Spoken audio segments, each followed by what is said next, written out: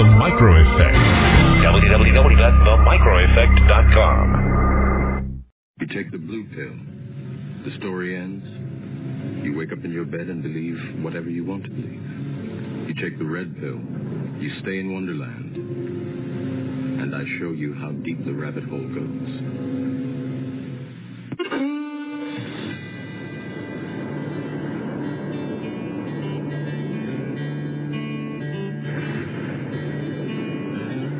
There was a mighty nation, blessed above all of creation. It was a rare and precious pearl, conceived in faith and liberty, home of the brave, land of the free. It was the envy of the world. But this shining city on a hill has turned from the Creator's will and let evil take control. Now the reckless men who lead them want to strip away their freedom and to steal their very soul. Now it's smoke and mirrors, switching bait, criticize and confiscate and let the guilty walk away. In this once righteous, godly nation, in the halls of education, they forbid a child to pray. They say we need to spread the wealth. They pretend to guard the health of the feeble and the poor, while the hand they hold behind their back confuses and conceals the fact that the wolf is at the door. There's an unseen hand. This is a beautiful Tuesday morning, October 23rd, and welcome to Connecting the Dots with Dan Happel. And this morning I have a guest who is joining us from the UK. His name is Mark Sutherland, and I met Mark a week ago, or a little over a week ago, at the This West is Our West conference in Whitefish, Montana. And Mark was a featured speaker at that program, and I've come to find a new friend in freedom in the UK. And as I've told our listeners before, and you're probably tired of hearing this, but it's amazing to me how many people from other countries appreciate our freedom more than we seem to. And certainly Mark is one of those, and I am really thrilled to have him on the show today. He has a company called Creative Hub Productions. He's a movie producer.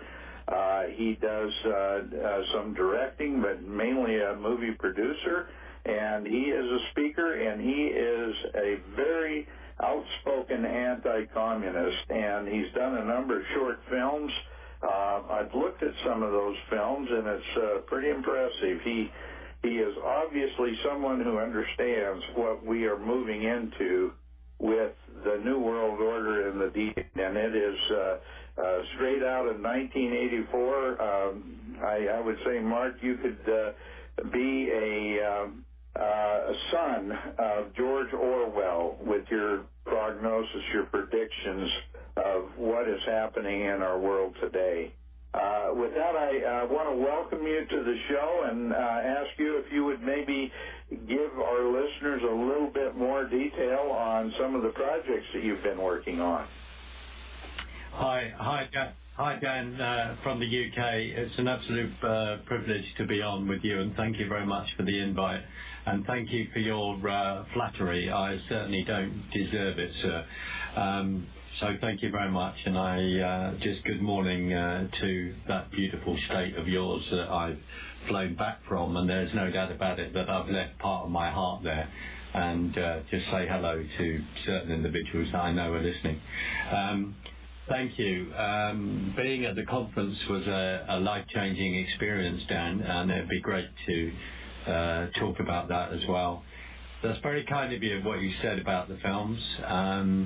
In 2015, I produced a short film, which we finished by then, we loaded up, called Between Lambs and Lions. And the film depicts a time when the Republic's constitution has been suspended, complete overreach by the executive branch, the Star-Spangled Banner banned from being sung.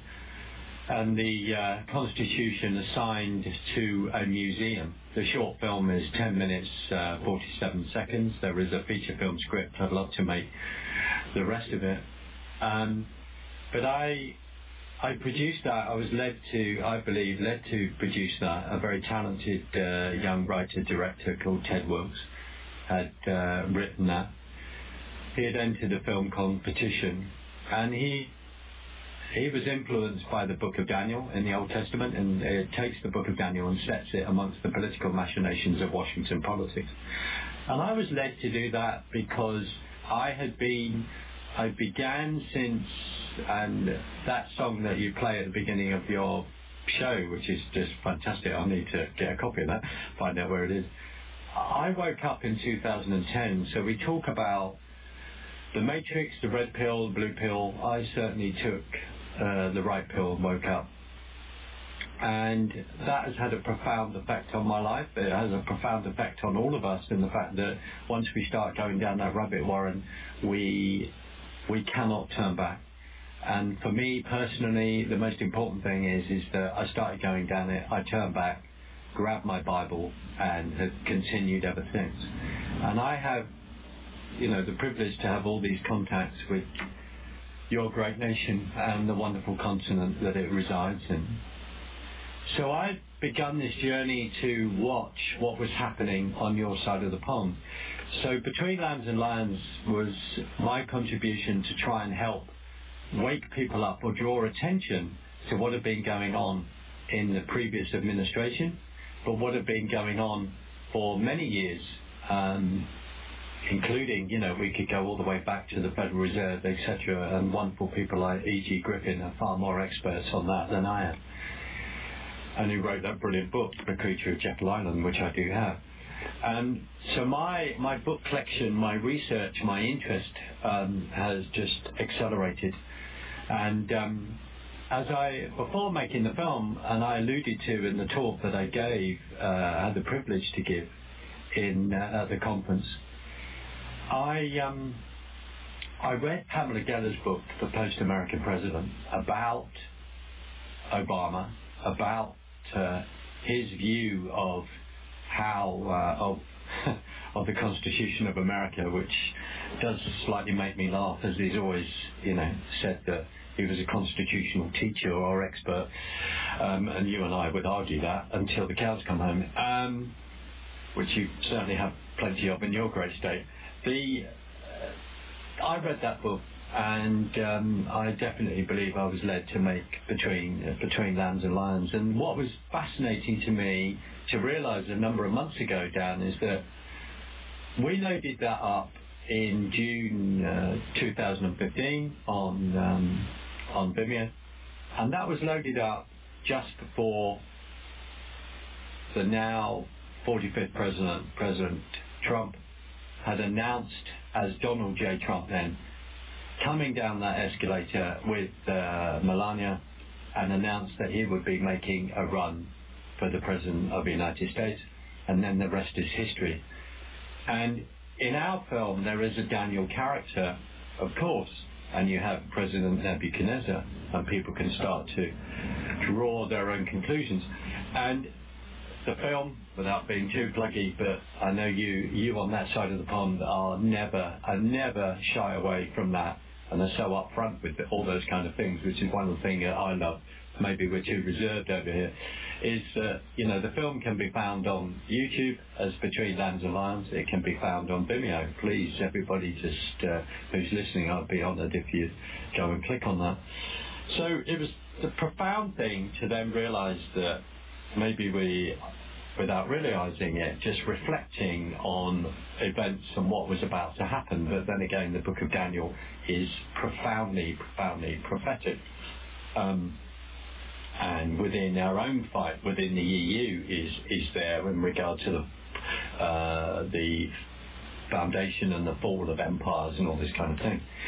So that's been a recent thing, and that has enabled me to have the privilege to make contacts with a number of people across the pond, and particularly with dear friends like Laura Lee O'Neill and John, and I've just had the privilege to be with them, and as Laura Lee has organised that incredible conference that we've all been part of, that has had a profound effect on me and just all the issues that we were discussing. So those connections are incredibly important. And then we have produced another film. It's called The Iris Echo. It's been in 3 film festivals on your side of the pond and I've got to try and remember, in Florida, Maryland, another festival just outside LA, and then it's about to be in a festival in Chicago, and it's been in a few festivals over here. So I have the producing credit on that, amongst other things. Now that film, I can't wait for that to be on YouTube. I wish it, on a personal level, I wish it had been out there before the midterm elections and the importance of that, and I'd love the opportunity to talk about that and reflect on those from a UK point of view. But the film is 22 minutes, and bluntly, it's about communism. That's what it's about, and it's a warning. And down at the beginning, and you flatter me, sir, when we talk about 1984, we talk about truth speak. We talk about all these things. We talk about George Orwell. George, it's very interesting how we view that, whether it was a warning, whether it's something that he wanted to come about. But Orwell used to, for a period of time, worked for the propaganda arm of the BBC. And to me, in my humble opinion, there is no doubt about it, on my own personal opinion, that the BBC I find full of propaganda.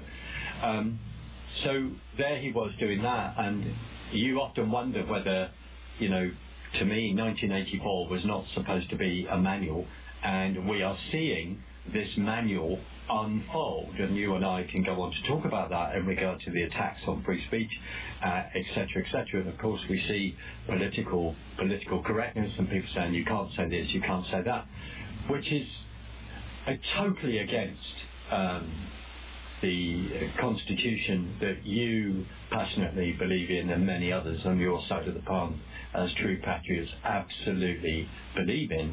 And you have a First Amendment that is defended by the Second Amendment, and you have free speech rights, etc., and you have a Second Amendment, of course, to back that up. And I don't have to explain that to you or most probably anyone else listening to this program, except to say that we had a constitution that was defined by 1689, but where Parliament then was then put above the king. We don't have, and we can go on to this, because one of the things in the EU, and one of the things I alluded to was when we joined the EU and leaving our sovereignty. In we had shoved away, we had denied our constitution deliberately. Parliament had done that. They duped everyone, and I can go on to explain a bit more. But we did, and I want to explore this. Maybe at one point we had the right to bear arms. So just quickly, there's been Between Lambs and Lions and The Iris Echo. I hope will come out on the internet as fast as possible, and there is some other ideas and other things that I wish to do. It's always about that problem of raising money all the time, and then finding the time to then get these things off the ground down. So I hope that answers the question, sir. Mm-hmm.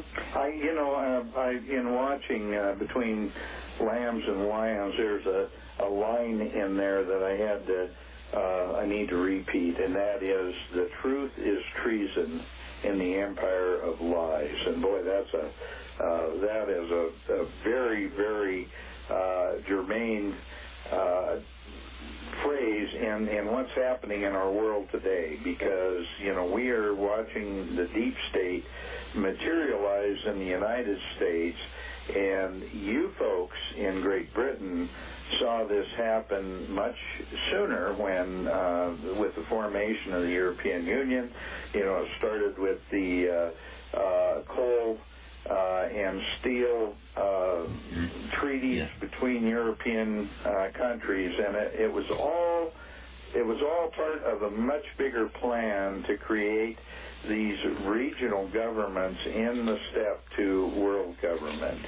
And I think what we need to do, I want to mention your movie, Flexcit the Movie, and the fact that you've done a tremendous amount of work on trying to get the UK out of the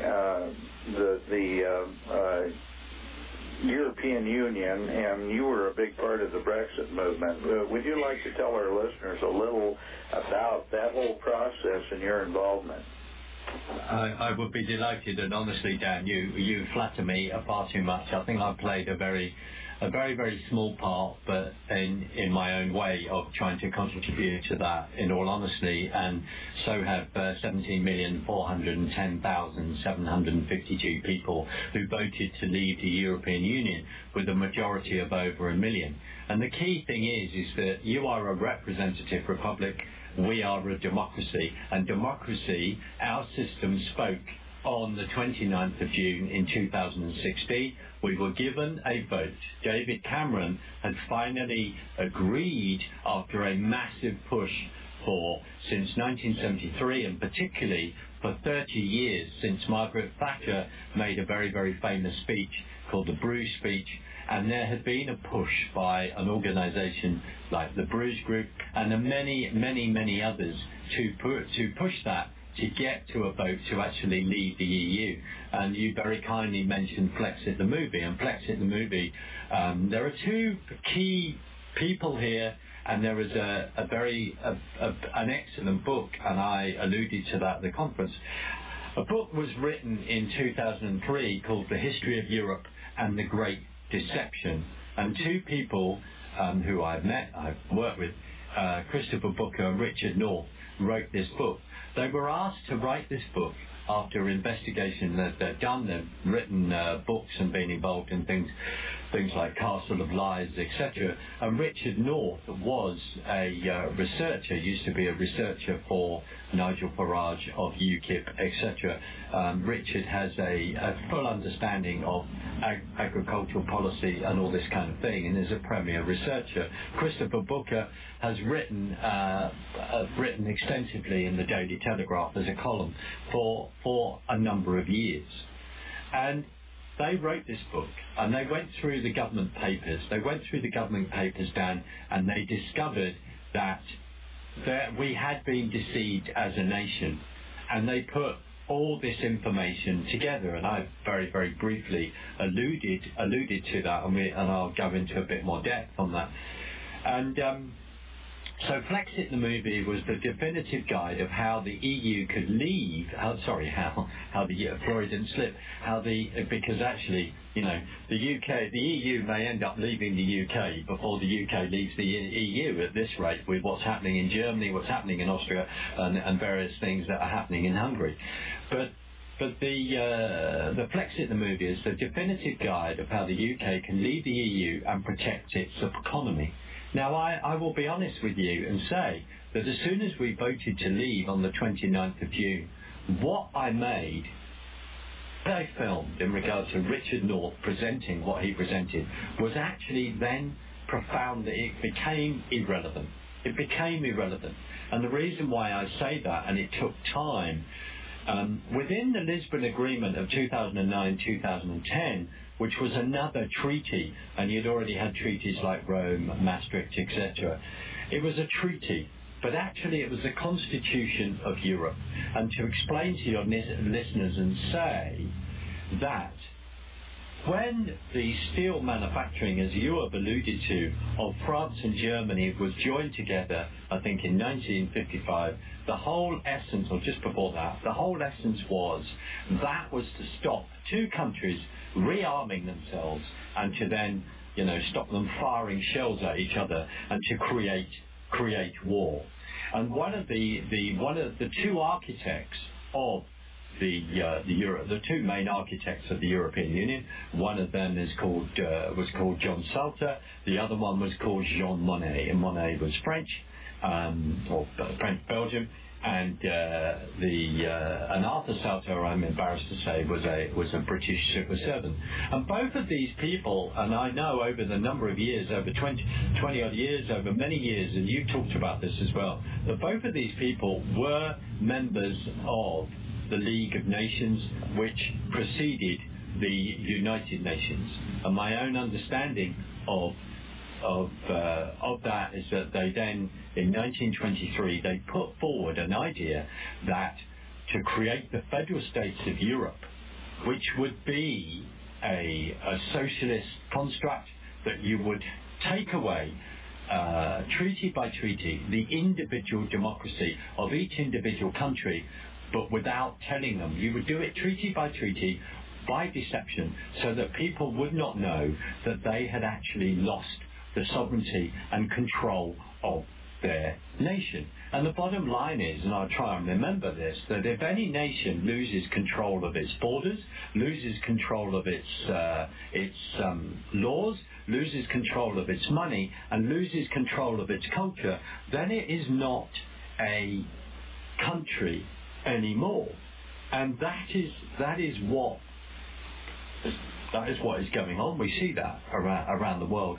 You're seeing that as this caravan is making its way to the Texas border, etc. We've seen that in regard to massive influx, in regard to immigration and all the rest, and there are very many reasons of explaining that and saying why that's happened. So going back to the Lisbon Agreement was supposed to be what we would call a constitution of the federal states of Europe.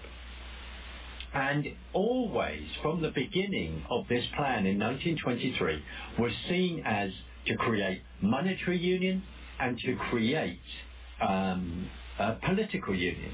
And Jean Monnet and Salter, but particularly Jean Monnet, and at one point during the Second World War, I believe he was working in the Washington area, he did whatever he could to stop the Second World War and to use the European, the future of the European Union. We joined the common market. I'll come to that, but it was never sold as a European Union. It would be treaty by treaty, creating trade tariffs. That's how we were taken in, and I'll come back to that. So that was the story, and unfortunately for him, as he felt that the whole idea of the European Union, he couldn't stop the Second World War with it, and then eventually that whole dream of his coming about in 1955, and then officially six countries coming together to create the common market. But it was always as a plan, and that was the great deception, to keep away from countries that it would be, as I said, monetary union and political union. And what is fascinating, when you read the book, The History of Europe and the Great Deception, which I have, and I have to say that when I read it, steam comes out my ears, because you just realize how much we have been deceived. And then you realize why your great country, why it's important that it finds the Constitution again desperately, and why people have actually voted for President Trump because of that, and why you've been given that opportunity to do that, is because it stands for freedom. Where over here we are part of a body, we are leaving this body. No matter what happens, we are leaving this body. And we'll talk about the swamp. But 26 unelected commissioners rule. They make decisions in regard to the European Union. The members of the European Parliament do not make law, even though people like Farage, etc., have spoken out against it. Oban is speaking out against it, and other people have spoken out against it on a regular basis. But they are told what to vote on, what to say, etc.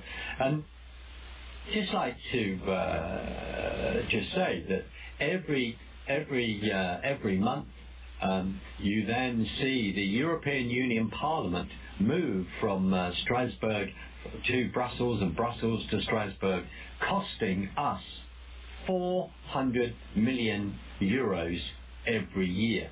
I mean, it's just outrageous. As a body, it has never been audited properly. There's a book written by someone, I think, called Martha Anderson, where they vilified this person when she was sent in to actually try and audit it properly. It has never been done.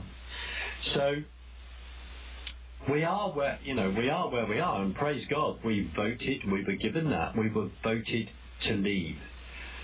And what is even more incredible is when we look at it, and you've discussed this when we discussed, and people think, we go into conspiracy theory territory and all the rest. This book raises the fact that out of the European Union had come the Bilderberg movement.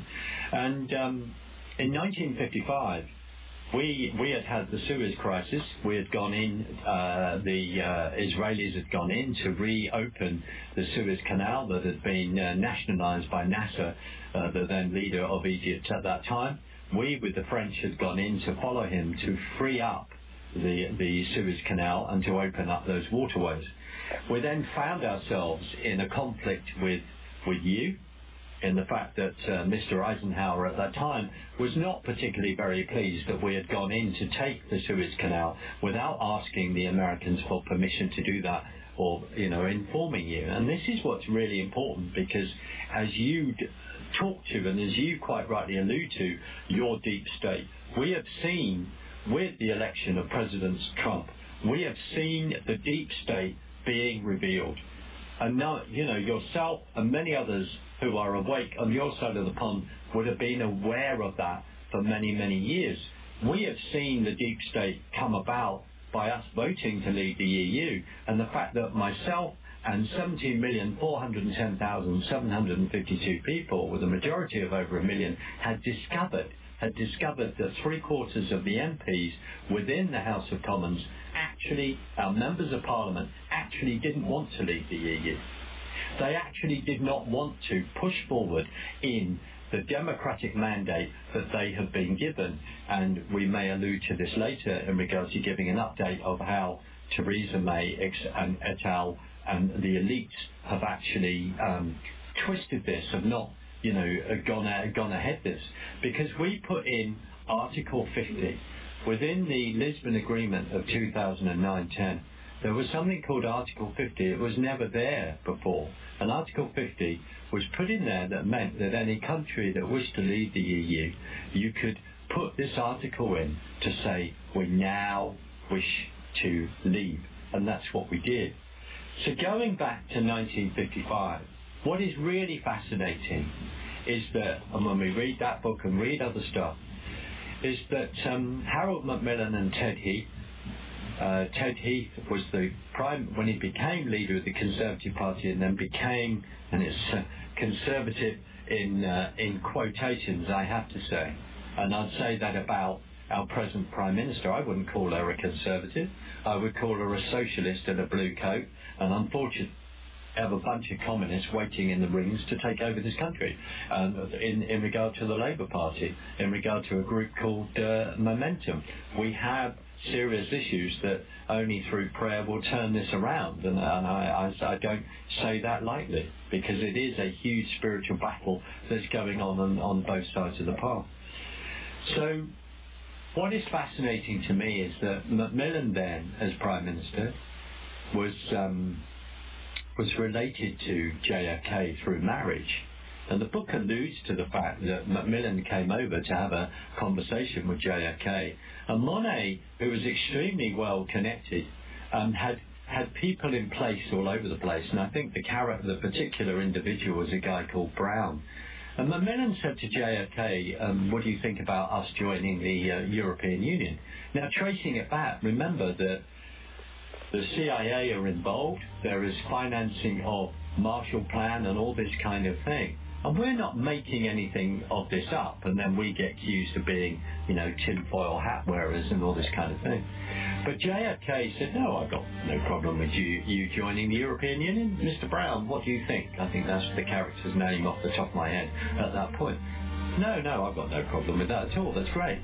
Immediately runs to Jean Monnet going, yippee. They're going to start to apply. Mark, I can hear our music coming on for a commercial break. But if you'll hold that thought, we'll pick it up on the other side. And we are, as a people, inherently and historically opposed to secret societies, to secret oaths, and to secret proceedings. For we are opposed around the world by a monolithic and ruthless conspiracy that relies primarily on covert means for expanding its sphere of influence. It was 1776 when the founders signed the writ. Well, welcome back to Connecting the Dots with Dan Happel, and we have a special guest on our show today who is on the radio calling in from the UK, and his name is Mark Sutherland. Before we get back into the discussion, I want to remind our radio listeners how important it is for you to support our radio shows and to support our sponsors and to support this network. We are working on a campaign to expand the network to the entirety of North America. We have a number of small FM repeaters that are picking up this broadcast and rebroadcasting all over North America, but we are in the process of working on satellite uplinks that would allow us to expand even more. And we need your help. We need your support to make that happen.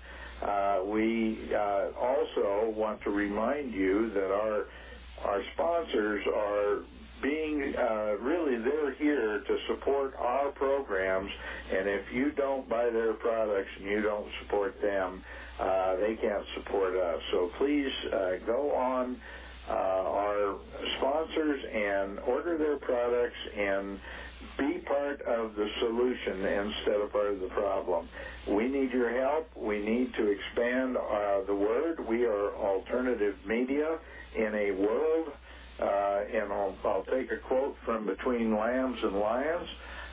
The truth is treason in the empire of lies. We are trying to give the truth, and so it's important that you support everything we're doing.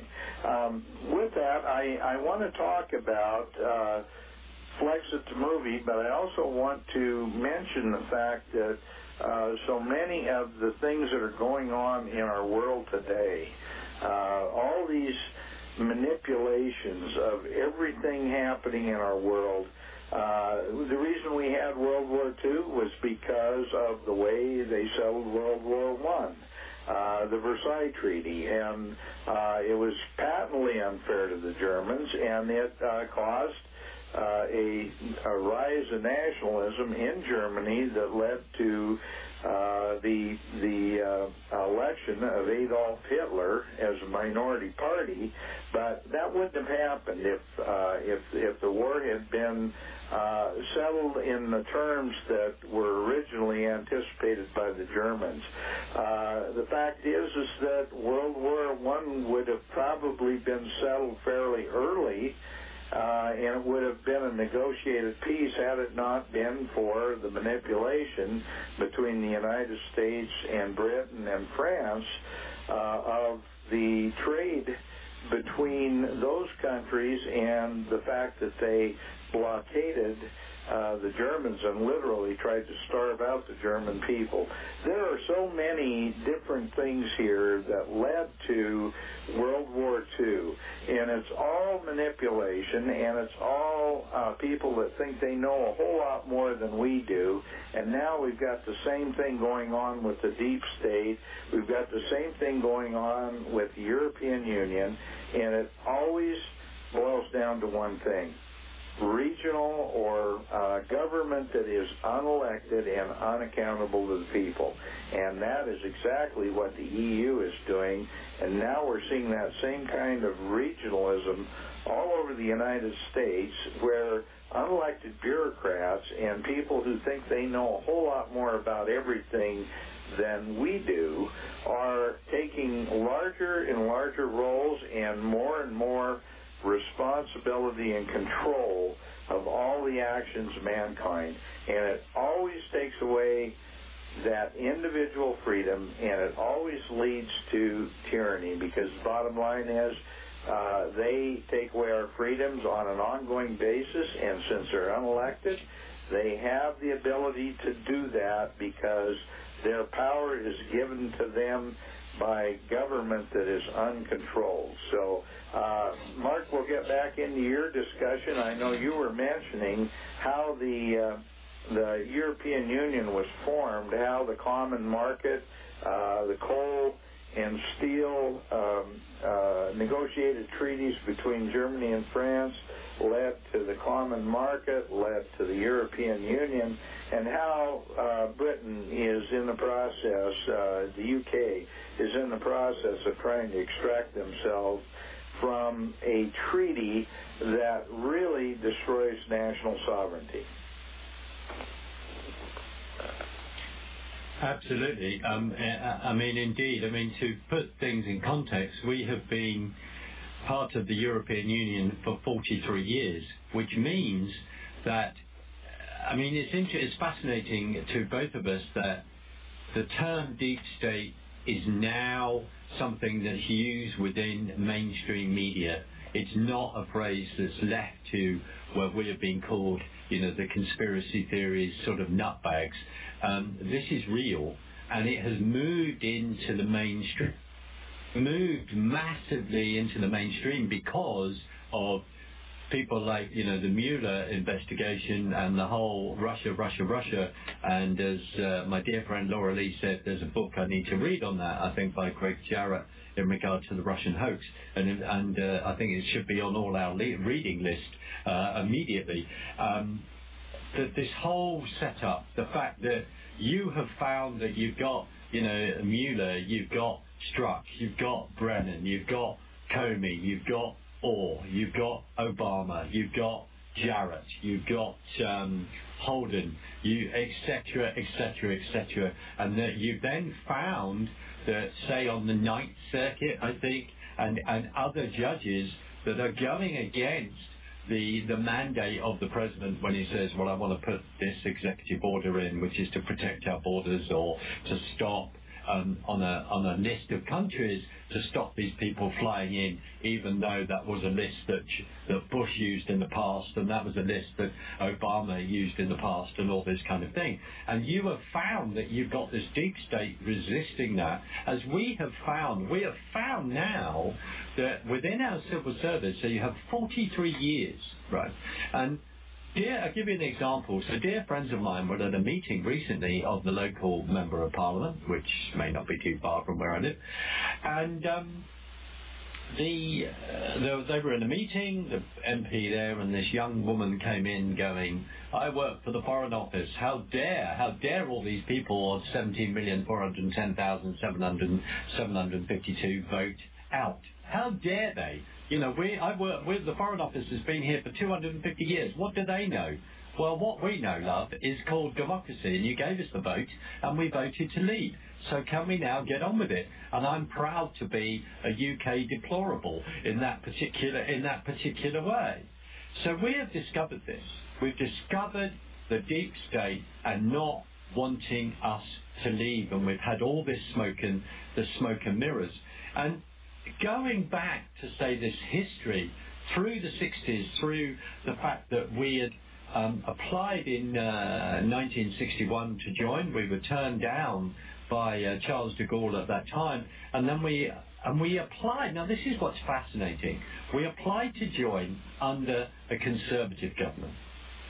In 1967, we applied again under a Labour government, under a socialist government, under a different party than Conservative, and we applied again, and we were then turned down.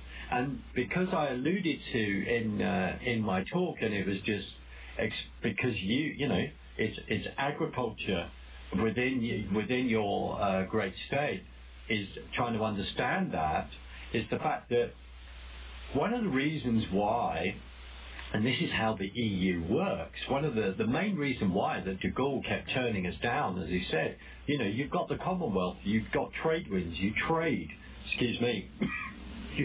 with the rest of the world. Why do you want to come and join the European Union?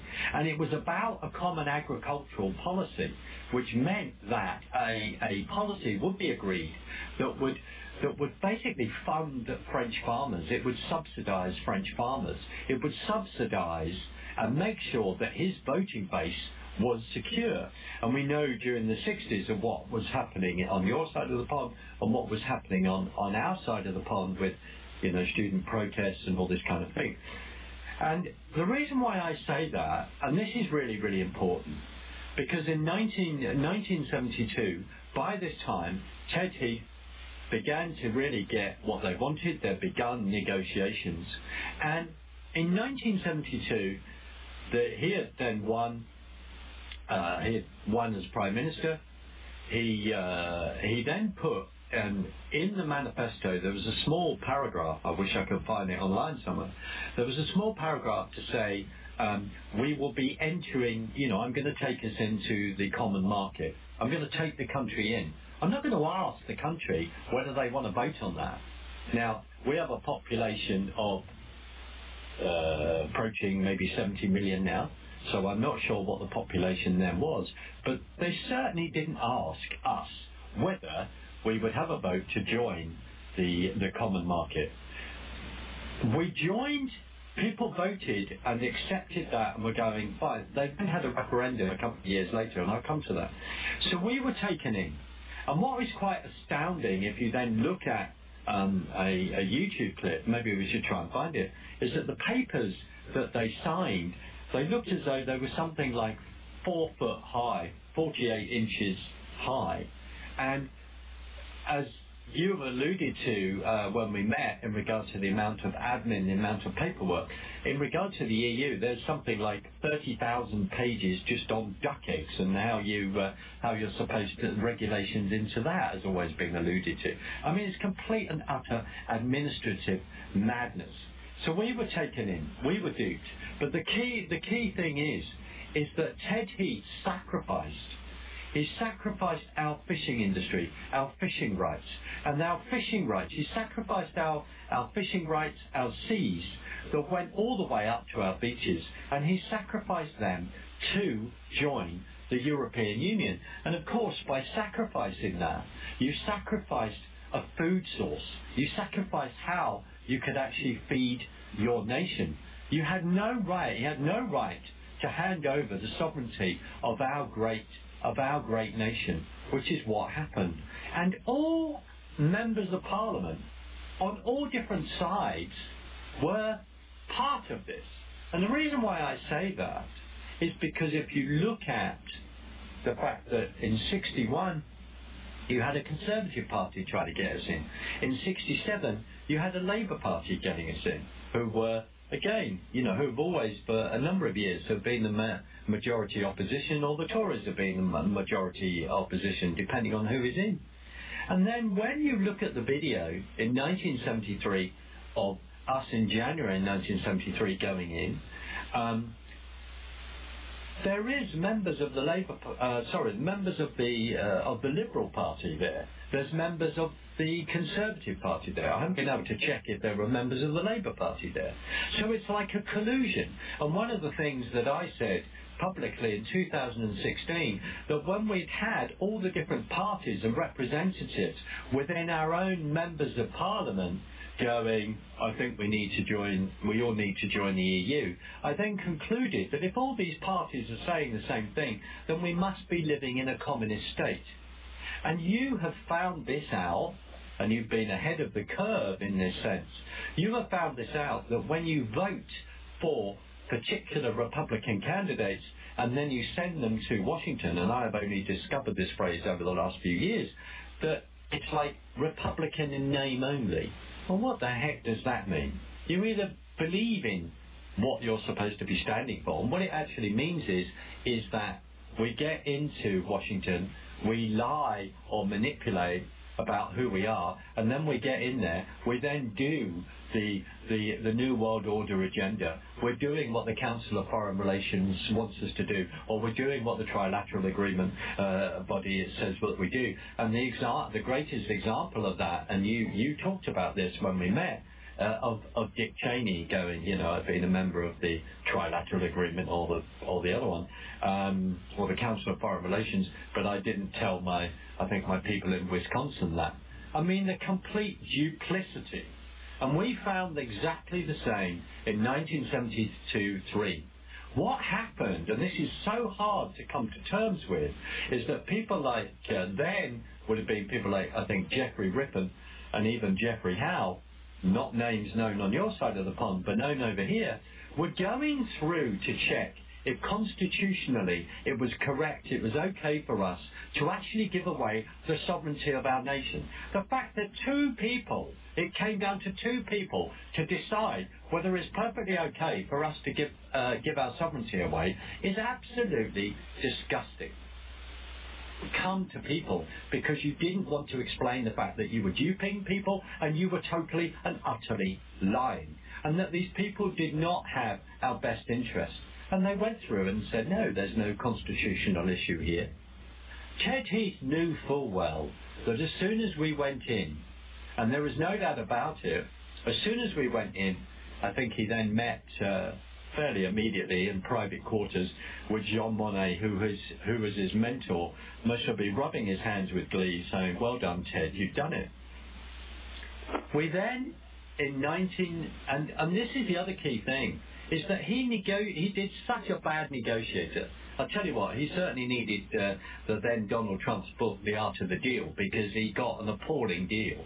He took us in to the European Union, promising that we, would be immediately paying 12.5% of the Common Agricultural Policy, and I can't give you a figure of how much money that would be, but put it this way, since joining the European Union in 1973, we have contributed a minimum of 539 billion, 539 billion pounds to the purse of the European Union.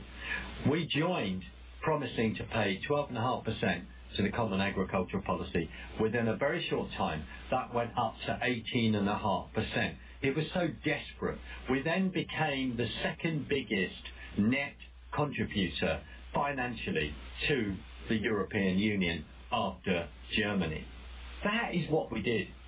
Now, it's not as though we could afford it. We couldn't. And there are other things that have happened since then. In 1975, we then had a referendum of in or out. Again, this is the vote that should have come to the people in the first place. And there were many, many politicians, many people.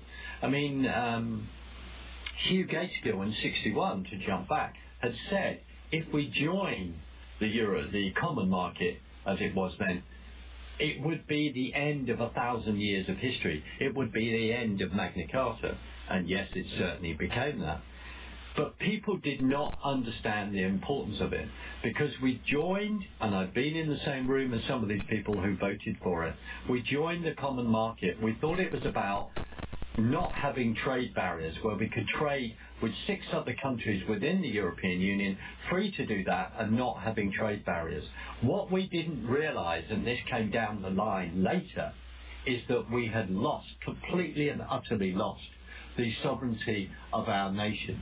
And another key thing is that, and I've been, I remember when Christopher Booker, who wrote the History of Europe, one of the writers of the History of Europe and the Great Deception, said this in a little film that I found. He said that by 1992, all this paperwork had started coming down the line from the European Union affecting small businesses. Now, Margaret Thatcher made a very, very famous quote to say that Britain, the UK, is made up of many, many shopkeepers. Now, she said that because her own father, I believe, was a shopkeeper, alluding to the fact that we are, we have small businesses and all this.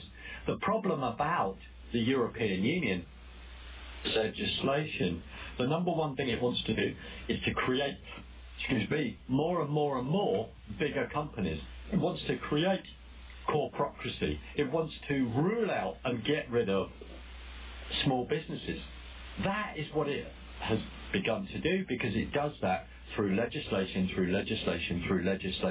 and as Richard North calls it, and Flexcit the Movie defines that with him talking about that, calls it the acquis, the paperwork of keeping us in there. And I alluded to how many thousands and thousands and thousands of papers of that is, of this total and utter bureaucracy. And literally, from then, there'd been many, many fights, and we'd eventually landed with that protest group of UKIP, which is basically a group of conservative voters that had come out with the Bruges group, etc., to push to get the referendum that we had. And you are absolutely right, Dan. And I've been, in one sense, late to come to the table on this. When we see this union, that union, and there are all these different legs. And Christopher Booker said that the European Union, it's not that, it's what is above it, and alluding to the fact that it is a leg of global governance, but maybe not go so far to say that, because he then then finds it hard to then confirm that actually it is a construct that you and I are fully aware of and fully see that is exactly what is happening. And what is astounding to me in this country, to actually live in a country where suddenly there has been a decision and our own government does not want to really see that through. It doesn't want to, we the people, to take that wonderful phrase from you guys on your side of the pond, we the people made a decision and we voted in a majority to get out, and that is what David Cameron said, that you vote to leave, it will be a once and for all vote, and once you've said yes, we are going. If we'd actually voted to remain, if they had won, then exactly like the kind of parallels that are going on for you. And let's turn it on the other way. If the Remainers had actually won, then I personally would have had to respect that decision. I wouldn't have run off, well, not that he would have done it, but I wouldn't have run off to a George Soros equivalent on our side and said, could we now finance, we're going to have a second vote, we need to leave. And that's what, Soros et al. Has been doing, trying to do that through the courts, potentially with investment, 1 or 2 free flights for a couple of MPs, etc., with investing in the best for Britain. The whole thing of the European construct is this, is that if they do not get the vote that they want, what happens is that they ask you to vote again, and they ask you to push that. And that is what we've found. So why I'm passionate, my friend, about what's happening on your side of the pond is because suddenly we are joined in fighting for liberty.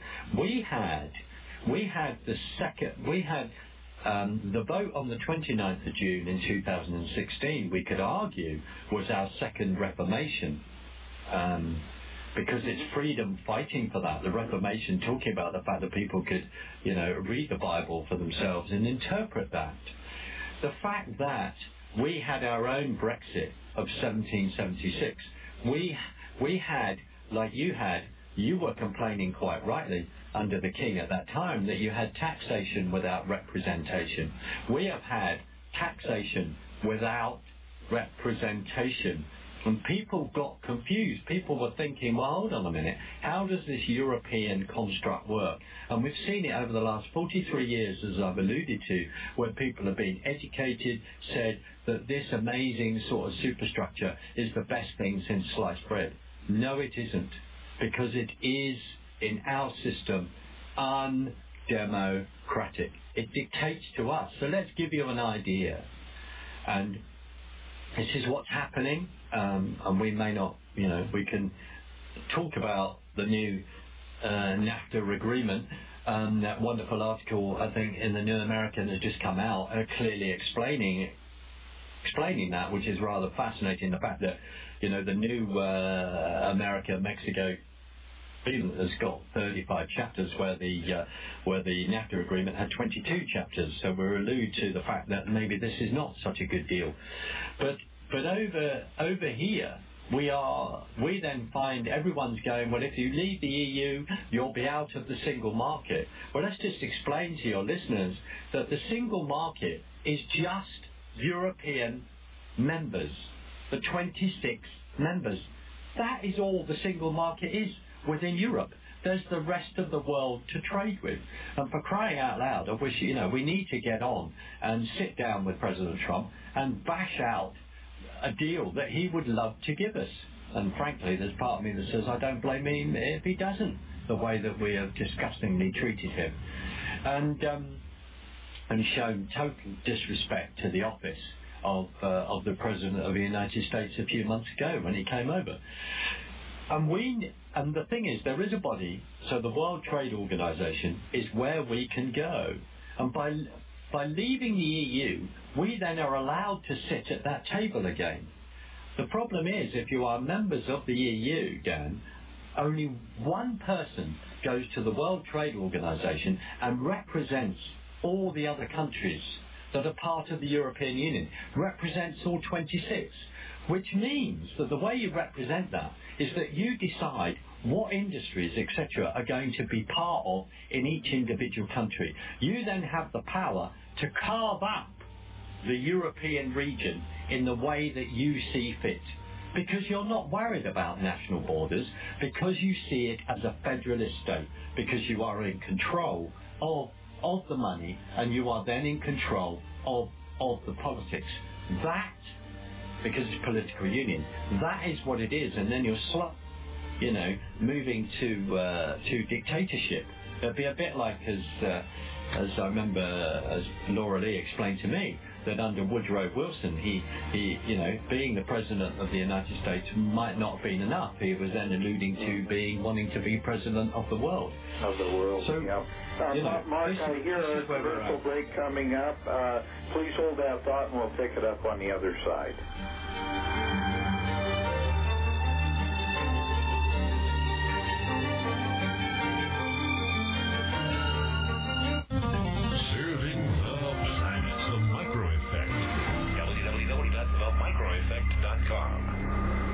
You take the blue pill. The story ends. You wake up in your bed and believe whatever you want to believe. You take the red pill. You stay in Wonderland. And I show you how deep the rabbit hole goes.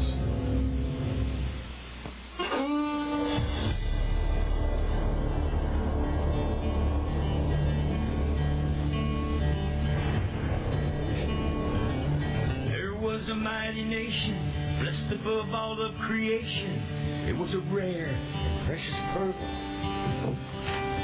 conceived in faith and liberty, home of the brave, land of the free. It was the envy of the world. But this shining city on a hill has turned from the Creator's will, and the evil take control. Now the reckless men who lead them want to strip away their freedom and to steal their very soul. Now it's smoke and mirrors, switching bait, criticize, confiscate, and let the guilty walk away. In this once righteous godly nation, in the halls of education, they forbid the child to pray. They say we need to spread the wealth. They pretend to guard the health of the people and the poor, while the hand they hold behind their back confuses and conceals the fact that the wolf is at the door. There's an unseen hand that pulls the string. Well, welcome back to Connecting the Dots with Dan Happel. I'm not sure what happened to our commercial break there, but I want to remind our listeners it's absolutely imperative that you support our sponsors, that you support this radio network, because we are providing an alternative view. We are providing the truth that is not carried on the mainstream media. And we are talking about subjects that are taboo. It's what's known as, yes, Mark, you alluded to this. We're told that we are conspiracy theorists. But the fact is there's way, way too much information out there that proves there's no such thing as a conspiracy theory, certainly not in some of the things we're talking about, because there's too much evidence that it is conspiracy fact. And you had talked about how our two-party system in the United States in many ways has become a one-party system, and that one-party system is known as progressive socialism. And it doesn't matter if you're part of the Democratic Party or you're part of the what we refer to as the moderate Republican Party. You're all progressive socialists, and we're leaning in that direction. I remember in 2008 when Hillary Clinton and John McCain, were both talking in the primaries about their favorite leaders of all time, and both of them said that Teddy Roosevelt was their favorite president. Well, there's a reason for that, because Teddy Roosevelt was our first progressive socialist president. And a lot of people are not aware of that.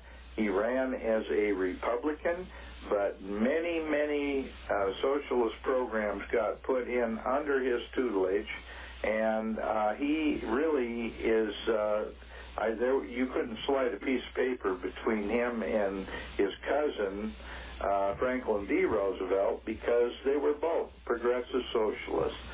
So with that, Mark, let's get back into the discussion that you were having about how America has changed, and we need to wake up to the reality that the deep state in our country is something very similar to what happened in the European Union and Great Britain, and that is really policy by stealth, policy that is being implemented through executive order, through, let's say, insider deals by unelected bureaucrats who are making policy rather than our Congress, and many of these policies are absolutely detrimental to our constitutional Republican form of government. Absolutely, Dan. I've recorded had the privilege to record a little TV show this morning which will come out next week, where we're talking about the importance of the midterms. And I just want to have the privilege to be able to say this, and to be here and to be on this platform and to have it is not something I take for granted. And and I would say to listeners, please support this channel. Buy those things, invest in those things to support this channel, to get the information out, and without using, someone else, but quite understandably, when Alex Jones on InfoWars talks about, it is an information war, and we have to be armed. And what has happened is that, you've alluded to this, I've alluded to this, we've had the Hegelian dialectic where one side is playing on the other deliberately, and then the people who are that secret hand, that puppet hand, are then going straight up the middle, and they've gone straight, and they've done that before we've even realized. And it's that Hegelian dialectic, it is focuses, while we've got all these massive TV screens all over the place, and particularly as when I was flying back, and I'm conscious of that when I'm in airports, and there's big screens, and there's the Clown News Network, as we call it, on, and lulling people to sleep, and there's this program, and Netflix or whatever, this film or whatever, just lulling people, and people are being lulled into a lullaby through education. I don't sit here as an expert on your nation through many ways. What I do is sit here and have this incredible conversation with you, because I am on this journey too, discovering about your nation, what it stands for, why it's important, and why you, part of this fight, have to fight for it. And when we discover that, that since 1973, we could say that maybe civics hasn't been taught properly in your country and all this kind of thing.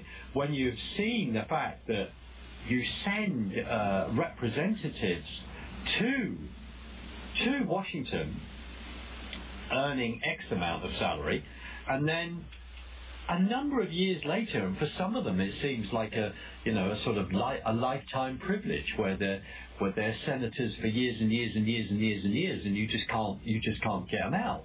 And we take someone like Maxine Waters, for argument's sake, and who seems to have a very, very nice house and all this kind of thing, and particularly other senators. If you take in, what Obama came in earning X amount, and what these people then leave with, it seems like some kind of gravy train. Where is this money coming from? Who is lobbying them? Who is actually paying them? And what happened, and it's reflecting back, and I very much feel part of this journey, it's reflecting back, and I just asked, I'd say this as a bit of maybe an info commercial from the UK, and I know that the postal ballots, I believe, have already started, and the midterm election is on November the 6th. And please make sure that you get out and vote. And if you are someone who passionately believes in prayer, passionately believes in as a faith in God, then be on your knees praying. And as I've seen on a number of people's fridges, that I think it's 2 Chronicles verse 14, I could have that, or 2 verse 14. When it talks about, if my people will turn to me, if my people will pray. And there is no doubt about it, And I will say this again, and I said it publicly at this West is Our West conference, that there are many people who support the United States of America, who believe in it passionately, and who also support your president, and who also pray for your nation and pray for your president. And for some people, they may think, oh, well, that's amazing. Why? Because we know the bottom line is this: if you go down, then we go down. And the President of the United States has always been seen as the leader of the free world. And what you were explaining about Roosevelt, yeah, I know some of that, but it's also fascinating to even hear that. And then, of course, with the United Nations charters and all this kind of thing. But we are seeing this. I will never forget the race of 2016. And what's happening, and Steve Bannon said this in a recent interview over here, to say that this is not just any midterm election. This is not just any midterm election. This is another election on the presidency of the 45th President of the United States, on Donald J. Trump. This is an election on him. And it's so serious. I don't have to tell you, and when I was over there, a number of us were talking about this in regard to Brett Kavanaugh and how that came about, and how things were conducted, which was absolutely shocking. And a dear friends of mine in Houston would refer to the fact that Brett Kavanaugh was told, you are guilty of this, and now you have to prove yourself innocent.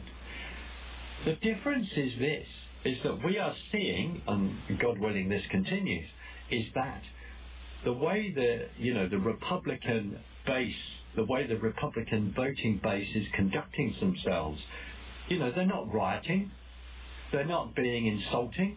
The amount of abuse that's gone on, the amount of rioting of paid mobs that have gone on. And when you and I say that, when we say that people like Mr. George Soros is funding this and funding that, people are extremely shocked.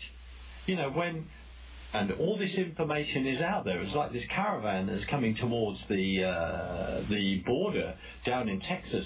It's rather interesting how these people manage to walk so fast, do 50 miles a day or whatever, or, there's a planning of providing 12,000 meals over this journey and all this kind of thing. How is all this done? This is not just a group of people that have got together and gone, shall we just sort of wander north up to America? Let's all get together. This is planned. This is planned. And the reason why it's planned is because of the midterms and what's happening. And, you know, we can see that it'll be another attempt like they did with recently at the border, where there are all these old photographs under the Obama administration and putting all these children in cages going, look what the Trump administration's doing. Isn't this terrible? When actually this was photographs from the Obama administration era. That is what they were doing. And then suddenly President Trump goes, well, actually, no, we won't take the children away. We'll keep families together and all this. The manipulation of the press. And I just want to quickly talk about that, because over here, I'll never forget this, because in April 2016, by then, the propaganda arm, I think, of the BBC and other media over here, which was constantly mocking Donald Trump as he was then, was constantly mocking.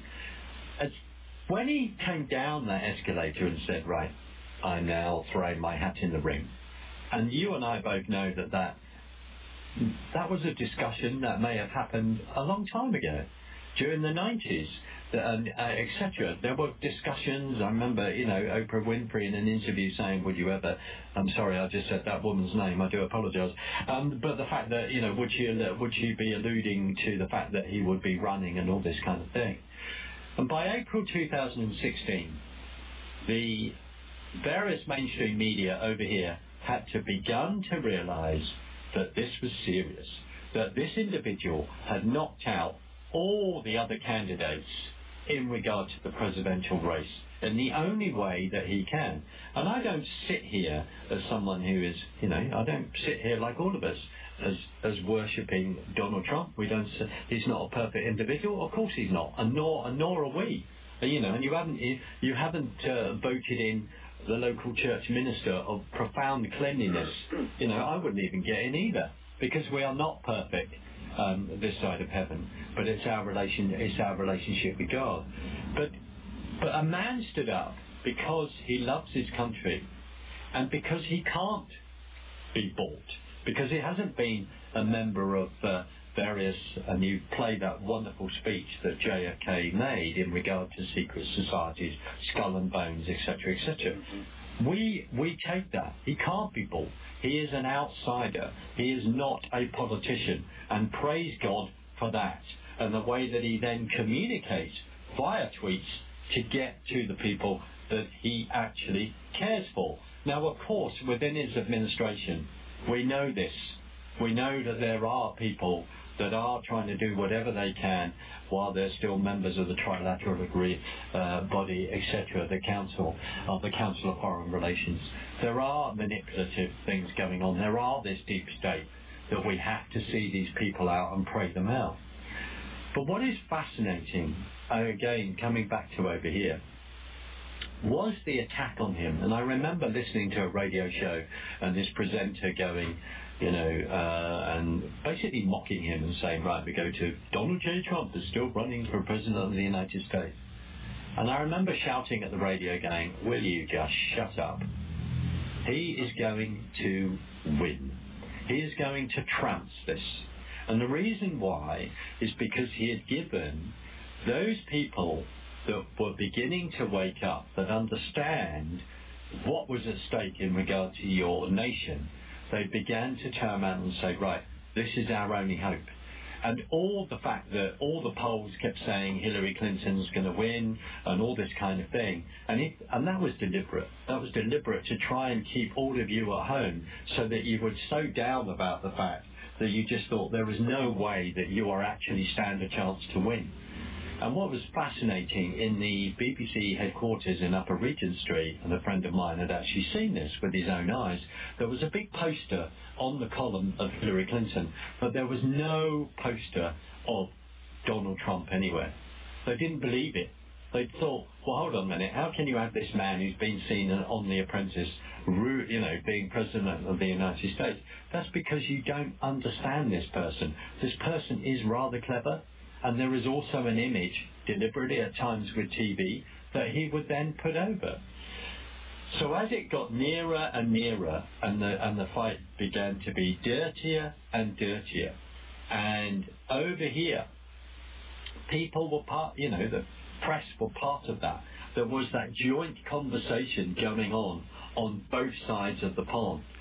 And in the end, on that night of November, the result came in, and that needle moved so fast. And then he got all the, 300 and over 300 electoral college votes, and that was it, and victory. And why the other side was so shocked that they had actually lost in some ways, because they had actually listened to the lie. Because unlike the mainstream media over here, I had the privilege, which I do have, of having a number of dear friends on your side of the pond, and was talking to them. And they were attending the rallies, and thousands of people were attending the rallies. The BBC wouldn't even talk about that.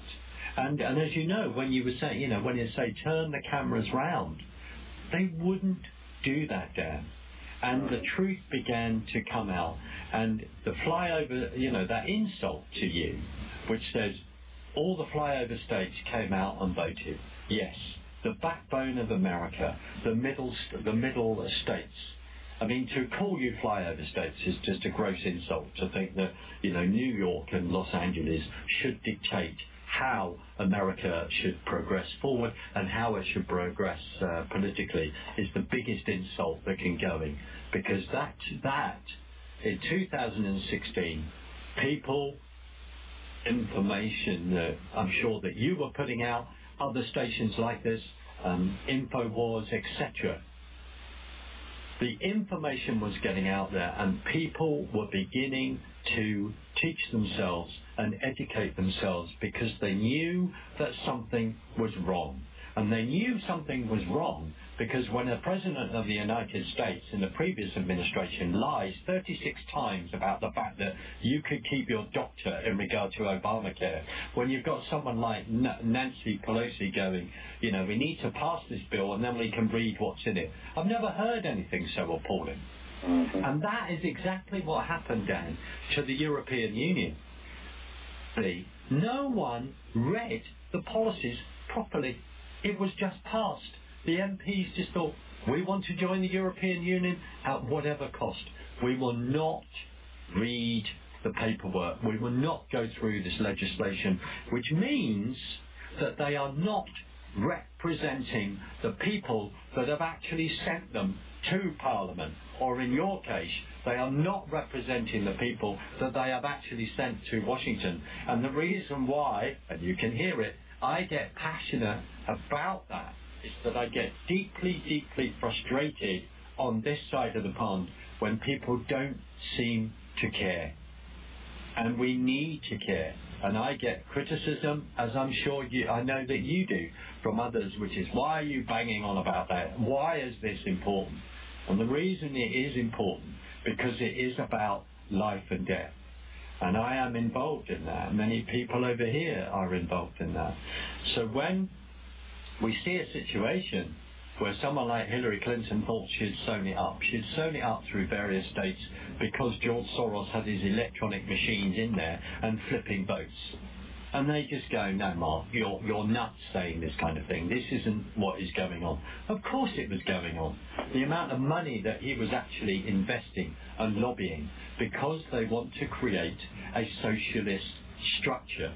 So when you have the Democratic Socialist of America, which I think even Mr. Obama was a member of, I mean, shocking to think that. And when you got incidences, I mean, what is amazing about the whole Brett Kavanaugh to me, and sorry I'm just jumping back to that, and it's horrendous what he went through, horrendous what his family went through, the disgusting, sort of cartoons belittling his daughter, saying, I'm praying for the woman that's accused my dad of doing things that he never did, and all this kind of thing. But what it's done, it's galvanized all those people that basically didn't vote for the Republican Party because they couldn't vote for Donald Trump. They can't distinguish between the two. They can't distinguish between the passion and the man that actually wants to do good by his nation. So let's just remind people where you've got nearly 5%, I think, GDP growth rate. You've got the lowest unemployment, I think, recorded since 1973. You have got, in regard to ethnicity, and I don't like to use the hyphenated because everyone on your side of the pond is an American. But if we then say that within Black America, unemployment is the lowest it's ever been. Within Hispanic and Latino, employment is going through the roof. You are bringing jobs back, etc. Now, the renegotiation of the NAFTA deal is another issue, and hopefully that will get sorted out. But of course he wants to build the wall. He actually is trying to do things right by your nation. And why the opposition would object to this, frankly, God only knows. But because it's about power, Dan. Well, and Mark, I'm going to jump in here. It's about creating a one-world socialist / Marxist / communist government controlled by a handful of international elites, the international banksters, and a very few people. And all I can say is that when we looked at Hillary Clinton, we looked at what's going on in Europe with the European Union. We're looking at all these regional programs around the world. It's all about communism. It's all about socialism. It's about creating a one-world government. And when we look at what is happening in our world today, we supposedly won the Cold War against Russia. Well, who would have ever imagined that our the U.S.'s number one trading partner would be communist China? And all I can say, and I've got quotes to back this up, the so-called fall of the Soviet Union no more killed communism than it killed in any of the socialist movements worldwide. They are better off now than they ever were, and they are in more and more things today than they ever were. I mean, it's interesting, isn't it? Because we say about the wall coming down in 1989, and to me, we talked about this at the conference, and the amazing Alex Newman of the New American said this, and and we talk about it scripturally, where Ephesians says we're not battling against flesh and blood, but principalities and powers, and I make no apology for that statement whatsoever, and I said the same thing, that it is that spiritual battle, and to me, I see that as a big spiritual principality and construct, that actually it may have come down in 1989, but it's moved to the west. It's moved to the west. And I think Khrushchev said that, that America, and I'm not going to get the quote quite right, but America may not, just accept communism. It will resist that. But he's then alluding to the fact that we will come at you underground. We will come at you in different ways that you are not aware of. And you've said that absolutely right, because it's come through the education, etc.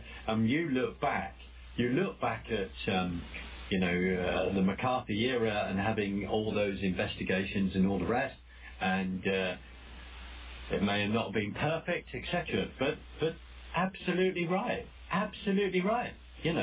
communists there to undermine the Constitution of America and to undermine your country and to undermine people's freedoms. And that has come upon us. That has come upon us over here through the European Union, and the fact that people still don't want to give that up. That's why the attack on your Second Amendment. We don't even have that. The fact that we do not have and people will be shocked over here for me to even say that actually we do need a Second Amendment. We don't have a right to protect ourselves in that sense. The fact that, God forbid, but if my property was burgled, and I would have to think about how I'm actually going to defend myself. Not because I'm going to think about it, I will do that. I will have to think about how badly I can either beat the person that's actually invaded my house or not, so they then don't end up in court myself accused of manslaughter or whatever, even though I'm defending myself and my family and my property. I mean, this is how lunacy it is, and that is the difference. One of the major difference between our two nations. But you're right. Khrushchev said that famous KGB agent in the 80s, giving those I've forgotten. Sorry, I don't know his name. Giving those films that are on YouTube when he's talking about in 1984 and talking about, you know, the KGB plan, the New World Order plan, this principality plan. You know, in the end, yes, as a Christian that believes in prophecy, we know that, you know, Scripture talks about that in regard to having a one world government system and not being able to barter or sell without the number of the beast and all this and all these kind of things. And I don't sit here as a theological expert, but I know that to do what we can to buy time to stand our ground. But and people may disagree with me on that, but there are a number of things that are coming down the line, and we can see that. So we are in, you know, Dan, I've said this a number of times in our conversation, and or maybe me talking, I do apologize, but the privilege to have this platform is that we are in this fight together, and we have to educate ourselves. I mean, one of the words that we have had over here is cultural Marxism. The parallels between the education systems is rather interesting when it's been teaching young people to actually rely on the government, to actually say that the government owes me a living. I don't have to work. The government will provide for this. The government will provide for housing. And it doesn't matter how many children I have outside marriage, very often, that sadly, the government will provide for this, that, and the other. And in fact, that construct, you know, under LBJ and creating the welfare system on your side of the pond, and then attacking the family and dividing the family up, and then creating so many single parents. You know, the whole thing of deliberate comes down to this, of attacking the Judeo-Christian culture, and that's where we've been at. Absolutely. Mark, I hear our commercial break coming up. If you'll pick up that thought on the other side, we will continue this discussion.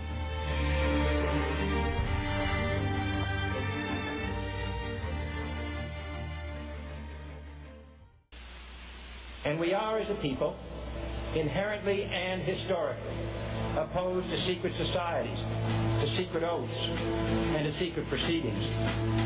For we are opposed around the world by a monolithic and ruthless conspiracy that relies primarily on covert means for expanding its sphere of influence. Well, welcome back to Connecting the Dots with Dan Happel. And today, my guest on the radio program is Mr. Mark Sutherland. Mark is a Brit. He is the, producer and director of an organization called Creative Hub Productions. They do short films and television in the UK. And Mark has been involved in a number of film projects that have been internationally recognized and received a number of awards because of the quality of those programs. And he is really, truly involved in the, let's say, expose of the communist plan, of the socialist plan to take out the United States of America, to meld the whole world, including Great Britain and all the European countries, as well as the United States and every other country, into a one world government. And Mark has been very active in trying to expose that. He's a very Christian man, and he is very involved in the final, let's say, expose of what the deep state is, because they have nearly taken us down as a nation, they have nearly destroyed our constitutional Republican form of government. And I think there are now enough Americans waking up and starting to see what's going on, and it happened in Britain with the Brexit vote, and it happened with the election of President Donald J. Trump. And we are starting to see, I believe, the expose of the ultimate plan of globalists to destroy what we have as a nation and what we have as a very exceptional nation. We have American exceptionalism, and we have freedom in this country, and they're doing everything in their power to destroy that and destroy private property and drag us into the New World Order. And Mark has been very, very active in exposing that. Many of your short films, that's exactly what you're dealing with. And so let's pick up the conversation again about how that is being exposed by you and by others around the world and around the United States, what we're doing to try to make people aware of what is actually happening to our country. That's very kind of you again, Dan. You certainly flatter me, I have to say. The other thing that is really interesting, and I alluded to this at this West is Our West conference, and time would not allow me to expand on that, so I just want to focus on this for a few minutes. The part of the deep state is exposure, and again, as I say, I believe that I sort of come to this party a bit later, but at least I'm there, is that in 1989, a group called Common Purpose were put together, and Common Purpose, I would say, are the equivalent, the left-wing equivalent of a secret society, the left-wing equivalent of the Masons and the Masonic Lodge. And there was a chart that I put up.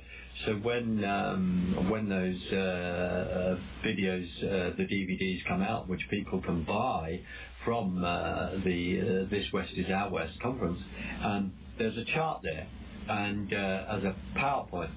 Now, what it shows is like an octopus, all the different tentacles. And again, it's been such a revelation to me when someone like Julia Middleton sets up Common Purpose. And Common Purpose runs neuro-linguistic programming. And basically, it has been responsible for doing many training courses at the BBC, etc., which wouldn't maybe surprise people. The whole idea of Common Purpose is to prepare for the sort of an undemocratic society. In other words, full implementation of the European Union. And what it is, it's about well-connected people. Now, you and I use a phrase. We've used that phrase together when I used the phrase, and I remember you picking up on this when I said it. I call them champagne socialists. That people actually want socialism as long as it doesn't affect them, as long as they can be the elite, they can be the people in charge, and they can continue to have a wonderful lifestyle and have the sort of private lane on the freeway where they can just speed past everyone else in their traffic jams and carry on with their lives because they're multimillionaires and have gathered that money through various nefarious ways.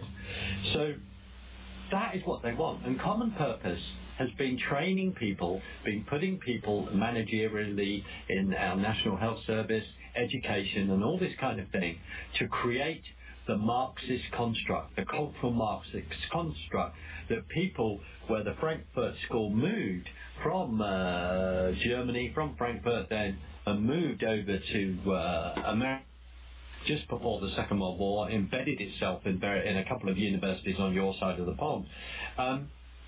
And we have the same. So in 1989 this came about. And what has been a shock to me is and it also involves your favourite subject of Agenda 21 and all this kind of thing, and all this kind of stuff that is going on. And I had a lesson, I had an amazing privileged lesson when I attended the conference. the other week is the fact that by having the privilege to fly over, is the fact that I'm then in a room being educated by so many incredible people sharing their knowledge, sharing their life experience, like people like Jeanette Finnegan and also Ammon Bundy, which was an incredible privilege to be in that room and listen to this and to cry with these people as well. Absolutely phenomenal, of people that actually have suffered in a way that I can't even relate to for what they believe.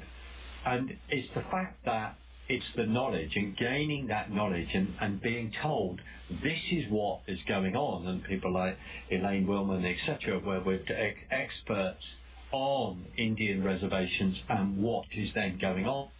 Experts on land rights being stolen, water rights being stolen, where John O'Neill were informing me that 22,000 miles of roads access have been denied to you as citizens of the great state of Montana, and that as people are trying to turn this state into basically a wildlife park, you know, a sanctuary for animals, and to get all the to get the human beings off. And common purpose is also over here part of this construct. And one amazing example of this is in regard to the controlling of the press in this country. And in 2006, under the Leveson inquiry, and again a manipulating on of controlling free speech of expression, we have seen from there a decline in local newspapers and all this kind of thing, and other newspapers then may be afraid to expose this or go forward on certain things, because they would be then afraid that they would then be sued, etc. There's only 2 articles on the internet about this particular group, and I know of people that have actually done some of these courses, and it's no wonder that maybe they have some of the particular views that they actually have. And I just want to combine this now. And this is why we have to combine this in prayer and accept the fact that we, in my own opinion, we are fighting a spiritual battle. Before we had the vote of the exit, and we're building up to that in regard to the European Union, there was an MP called Joe Cox who, and this just stick to the facts here, who was sadly stabbed to death. A woman was stabbed to death. A young mother of then 2 children under 5 was stabbed to death, and 2 children under 5 then lost their mother. Her widow, Brendan Cox, was after this was regularly come on various television channels, was seen as a poster boy of progressive champagne socialist loving, to then bash now President Trump, but then bash President Trump as much as he could, call all those people that voted to leave the EU ignorant, racist bigots who were profoundly ill-informed about the decision that they did. Unbelievable. And he would be bashing and going on about this. And what was interesting, sadly, the death of his wife. And as this leaded to a court case, and just before the court case, gave an interview with a BBC reporter, I've forgotten her first name, Koonsberg. He gave an interview before the court case. And in many ways, some of us could argue on reflection that you could even argue that was like sub judice, just kept out the headline. And he was constantly going on bashing Trump, bashing those people that left the EU. Then there was an article came out about his inappropriate behaviour to women when he worked for Save the Children Fund. And a very close friend of mine, Jonathan, said, we need to be praying about this. We need to see this principality brought down. And myself, him, his brother, I remember one night we were praying about this. And then we couldn't believe it. The next day, an article came out revealing the fact that this gentleman, that Brendan Cox, again had behaved abominably to a woman on your side of the pond. That incident was then reported to the police, and I'm not sure, forgotten from memory whether it was in Massachusetts and Cambridge, Massachusetts, I think. And this incident was reported, and then this all came out. And this man overnight went from being the poster boy of, of Remain, of bashing Trump on TV, to completely and utterly falling. And this is what I would urge people to do, is we need to, and I alluded to this in my talk when I talked about their wonderful Christian ministries.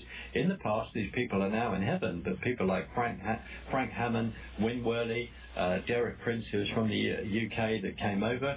I talk about amazing people like Sheila Zielinski, who has a radio show on your side of the pond, and Danny Murray, where they're talking about this ministry, talking about the fact that we're in the spiritual battle, and talking about the fact that we are, we're fighting against principalities and powers, and we need to combine that. We need to use the intelligence that we have and the gifts that God has given that, and we need to find out who the strong men are in this kind of situation. So to get, as an example, so the whole Kavanaugh thing, and what a spiritual battle, and there was no doubt about it, many people praying about that. But when you've got someone like Nancy Pelosi, who thinks it's perfectly acceptable to announce the fact that, we have a smear tactic. We have a smear tactic. We chuck as much mud as possible at various people. We literally say, you are guilty of this. We are going to run you down, and we're going to run you out of office, even though that you are innocent, but we're going to say that you are guilty. And we look back at someone like Feinstein, who then sits on this letter that she's supposedly given of this accusation, doesn't bring it forward, but waits until Brett Kavanaugh was then announced to be a representative on go forward as a nominee for the Supreme Court. So I'm just giving a practical example, Jan, of being strategic in prayer, and what I'd actually seen with my own eyes. And there are others. I mean, the bottom line is that the New World Order, this whole construct of principality, wants to wear us out. It wants to tire us out. It wants to actually say that there is no hope. It wants to constantly batter us, and that's what someone like Soros is doing. And what it is, what is happening is that people, they don't realise, as we've said, without repeating myself, through the walkaway movement, etc., by revealing what the Clinton Foundation is all about, the fact that we are in regard to talking about truth, and the fact that, as Scripture says, my people are destroyed through lack of knowledge. And the problem is that we all can become over as, here we go again, you're bashing, please don't disturb my nice little life. Well, I'm very sorry, but we need you to take your head out of the sand. We need to make sure that you grabbed your ballot.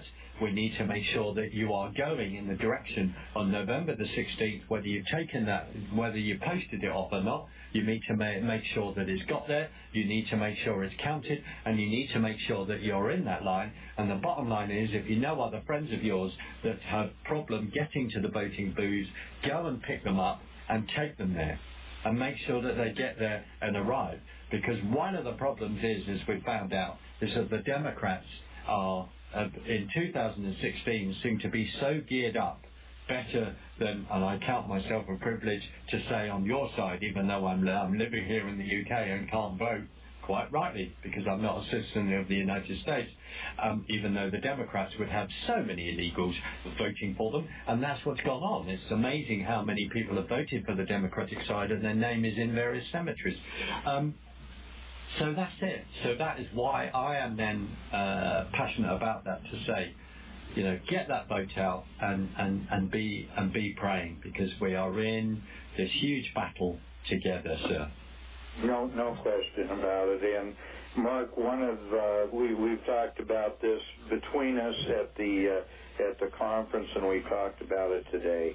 This is the most important election in our nation's history, because this election will determine whether we continue as a constitutional republic and living under a constitution, or we slide into a world government of progressive socialism, or worse. And the definition of communism is socialism in a hurry. And the truth is that there's not much difference between the two.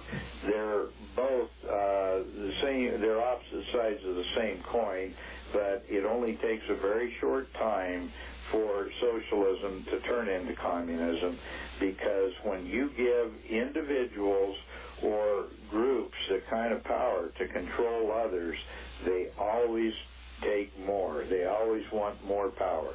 That's the truth. Absolutely. And you and I are seeing that. We're seeing that play out. And thank goodness that you've got a president who, of course, is not perfect. You haven't, maybe in his personal life, and nor are we in the past. But there is a thing called forgiveness and moving forward and allowing people to actually do that. And I never forget an interview over here, Dan, for a so-called Christian radio station in September 2016. And I remember this female presenter saying to me, as we were talking about the election, what about Donald Trump's views on women? And I had to stop myself from saying an inappropriate thing. And as I said to her, look, I'm not here to defend Donald Trump and whatever he has said or whatever he's done. I said, but the most important thing is someone has actually apologized for that, and he's not the same person. But what I will say is, what about Bill Clinton in regard to Janika Broderick, Catherine Wiley, Jennifer, Miss Flowers, and what about Monica Lewinsky? And this young presenter said to me, no, but he's not running for president. I went, no, but his wife is, who actually defended him, and who was mocking of getting a 41-year-old off an assault case and getting through a lie detector. And the thing is, these people, and I don't mean to sound clever or rude, but the problem is that these people are ill-informed. And when I get out of that particular interview and I open a supposed Christian magazine, and there's a particular pastor going, whose name has eluded me right now, maybe it's just as well, who alluded the fact that, why should we care about all these emails? What's the problem with all these emails of Hillary Clinton? Basically she needs to become president. I mean, do me a favour. What's the problem with these emails? The problem with these emails is that they were downloaded by the Chinese in real time, and then we have to look at Benghazi and the poor people that lost their lives and the lies that went out. And it's this ignorance. And I come back to that. Maybe it's my last word in a sense, Dan. And again, to just thank you for giving me this platform and for us to have this wonderful conversation. And I don't say it as a sort of to tick facts off of how much I know. It's about the fact that I care passionately, and I hope that people realise that, and to say that please get out there and vote. But the fact that people are ignorant, and I think it's handed over to a spiritual delusion. They're just deluded. They need to look at the facts and need to know what's going on. And when you are blaming Benghazi on some anti-Islamic video that's made by some young person, which is a complete and utter lie, that is not true. And when you actually when you're sitting there in Washington going, as Hillary Clinton says, what does it matter, that basically alluding to the fact that American lives were lost. What does it matter? It matters intensely as you were Secretary of State, which served as outside the department, where there's no control over you, and we all know why. So that basically the Clinton Foundation could be full of cash, Clinton cash. This is what it's actually about, and bringing down the country that you love. And that's what this is all about, and that is why these people are so angry over the fact that they're being exposed. So we just keep this up, and we just keep learning and gathering that knowledge, and most importantly, praying as well, sir. No, you're right, and you know, you mentioned the how so many of the so-called Christian organizations have been supporters of a lot of these globalist plans, the so-called sustainability. The National Council of Churches and the World Council of Churches have been exposed as being have taken money and being part of this move to the New World Order. And, you know, we need to understand that religion, and especially Christianity, is a personal thing. And be very, very careful of the organizations that you are committing your soul to, your life to, as Christian organizations, because some of them are wolves in sheep's clothing. I couldn't agree more. And just quickly, in the fact that in 1973, the British Council of Churches was actually enlisted to put out propaganda in regard to the EU. And also at the moment, you know, these buses going around America with people like Jim Wallace from the Socialist community, who I think in a wonderful article that's been written by Cheryl Chumley, who based, I think, at the Washington Times, who said that, you know, someone like Jim Wallace, the socialist community, going, no, I haven't taken money from George Soros, and there's actually, I think, being handed $15,000, according to her article. And again, you know, this is good research journalism. This is what we actually need. And you're absolutely right. And then that doesn't make me very popular over here, because then we get called, well, you're a Christian, but also you're a conspiracy theorist, and it must mean you're a complete nutbag. No, it just means that we have an understanding, I believe, of biblical prophecy and looking at what is going on, and we've done the research, Dan. That goes for both of us on both sides of the pond. Right, absolutely, and it's, you know, we are being deceived, and we're being deceived by a very, very, let's say, complicated and complex and intricate group of people who intend to take over our world. And, you know, they can call that conspiracy theory, but the fact is I think most people are starting to see that it is conspiracy fact, and that's what's being exposed, and that's why the progressives on the left are in such a panic right now to destroy our institutions of truth. Mark, I'm sorry, it sounds like we've reached the end of the radio program, but I thank you very much for being our guest today, and I will welcome you back at some time in the near future, and maybe we can continue this discussion. Thank you, Dan, very much for having me on the show. A real privilege. All right. Thank you. And to our listeners, join us again next week, and we will connect more dots for you. Thank you.